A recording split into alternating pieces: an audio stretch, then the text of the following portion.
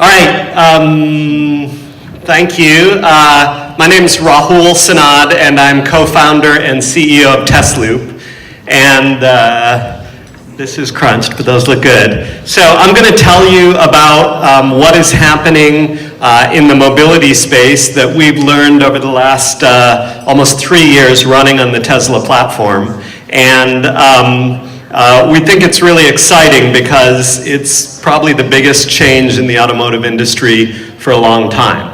So today, when you look at mobility, we feel it's really irrational, like whether you're buying a car or using other services like rental car companies, rideshare, what have you. It's very inefficient because cars generally are only used about 5% of the time, and they're not connected, which makes it very hard to administer. So you end up with kind of a mishmash of things with no logical relations. And what has happened in the last few years is Tesla has released their cars, and we really think of them as a vehicle platform, and really the first digital vehicle platform. And to us, to be a digital vehicle platform, you need 4 things. You need to have electric cars, because they're much cheaper to run, almost 3 times the cost. You need a lot of charging. You want connectivity so you can monitor and control the cars everywhere. And then lastly, you want increasing autonomy, which makes it easier to drive and safer to drive. Today, this is 300,000 cars, and we think in about 3 years, this will be 10 million cars. So what we have done at Tesloop is we have built a mobility service. Think of it as a long-distance ride-share service that we launched 2.5 years ago. And you can book a seat kind of like you'd use a train from LA to San Diego. We do 8 daily round trips, or to Palm Springs, or Palm Springs to Vegas. And we just try to make it really nice. We try to give you almost everything you have in the Starbucks except bathrooms, and if you need to go to the bathroom, we take you to Starbucks. So it's just a really pleasant ride for a very reasonable price of $29 to $69 to San Diego. And we found that this has gotten really strong reviews by the passengers because it's a much more pleasant way to travel. And it's also more convenient because, with the train, you end up in downtown LA, and if you're on the west side, that's a bit of a hassle. So it's a little more flexible than kind of other options. And what we've really been doing is driving these cars in extreme amounts. So if you do 2 round trips to San Diego every day, that ends up being 17,000 miles a month. So we do that with every car, whether it's Palm Springs or San Diego or Orange County or to Vegas. And that enables us to make about $17,000 per car per month, which, like when you compare it with Hertz, they're making about $1,000, or Enterprise is making $1,500. So it's a pretty big multiple of those. And the key factors to make all of this work are first the electric drivetrain, and this is really, we think, somewhat underappreciated, where some people think it's a little bit more efficient, but in reality, if you look at the depreciation of the car, the fuel, and the maintenance, this is about a 3x lower cost than any gas car. And then the next thing you need is a lot of charging, because if you want to keep the cars running, you need to be able to charge them. You need to be able to charge them quickly. And Tesla is in the process of doing one of the biggest industrial build-outs in history of really spending billions of dollars on a global network of superchargers. And in California, both northern and southern, it's the most density of both cars and charging. The red is what you have today. The gray is what you're going to get by the end of the year. And it's really just going to explode the number of places where you can charge cars, which means the flexibility of where you can go in this model is going to drastically increase.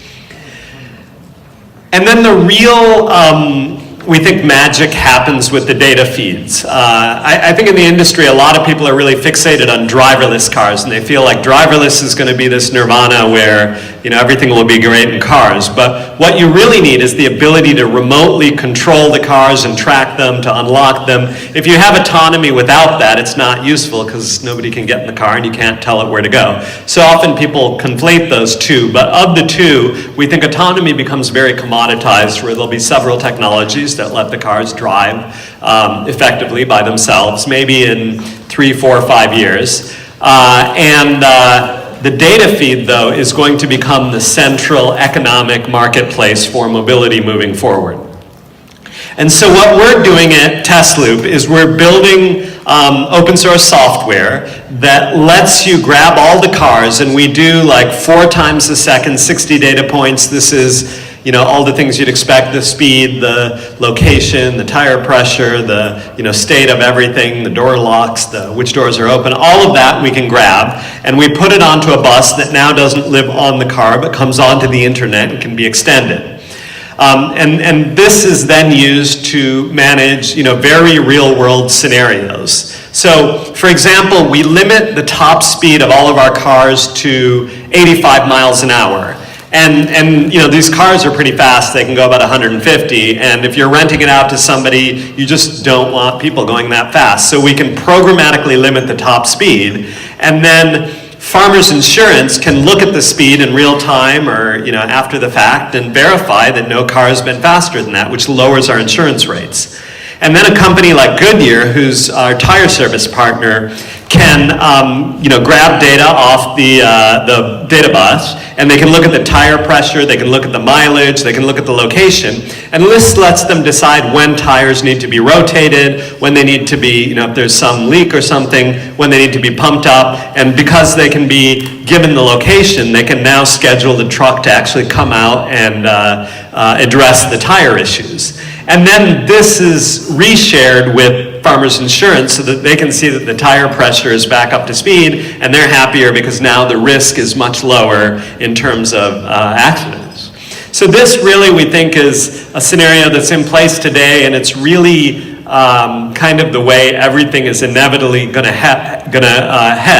And that's going to be not just you know, insurance and tire service, but also financing. So when you lease a car, typically there's a certain number of miles that you can run. And if you go over those miles, like now, usually you wait 3 years, and at the very end when you turn it in, they settle it up. But that puts risk on the financing company that you might be driving too much. So what we're going to do is give them real-time data so that they can actually charge you the right amount every month.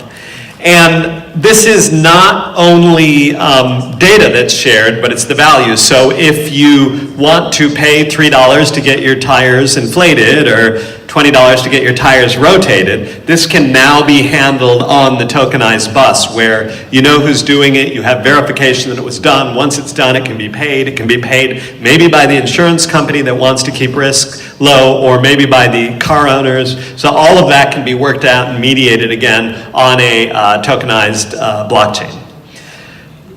So then, this is all about just kind of fleet management, but the next thing that we think is, we're just at the cusp of, is the merging of private ownership and fleets. So right now, you buy a car and you drive it maybe a couple hours a day, so it's sitting around 22 hours a day, and it's not really in much use. But what the data feed lets us do now is to take all the data and figure out where the car is, figure out what type it is, how much electricity, how far can it go, when do you need it back, and then we can use it while you're not using it. We can unlock it, we can let somebody in, one of our drivers, maybe a rental person, and we can recapture the value of the sitting car. And since the miles on the electric car don't really depreciate it, it's almost a free use of the car.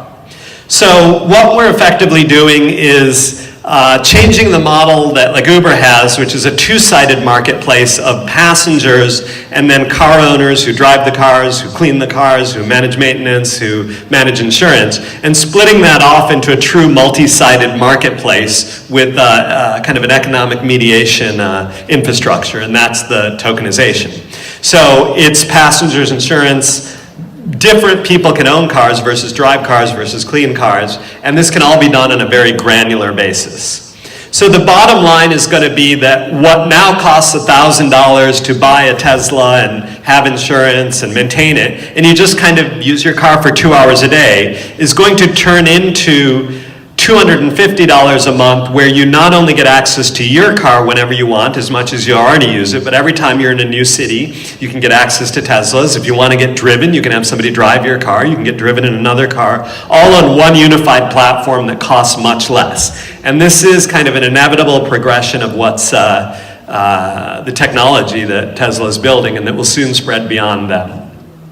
So the value of this, we think, in the US, 17 million cars with 1,000 profit, that's about 100 billion in economic value. We think this is, with 2 million cars in a fleet, you have about $1 trillion of economic value for the tokenized network. So it's one of the very big markets, and unlike finance or energy, we think it's very standard, like kind of what you want to do in a car is the same here in London and Turkey, and so we think there can be a dominant platform that should be open source and it should be transparent. So that's what we're doing here, and if you're interested, just go to Tesloop.com, and we have programs where you can buy vehicles and put them on our network and get the economics that have never been available prior to now.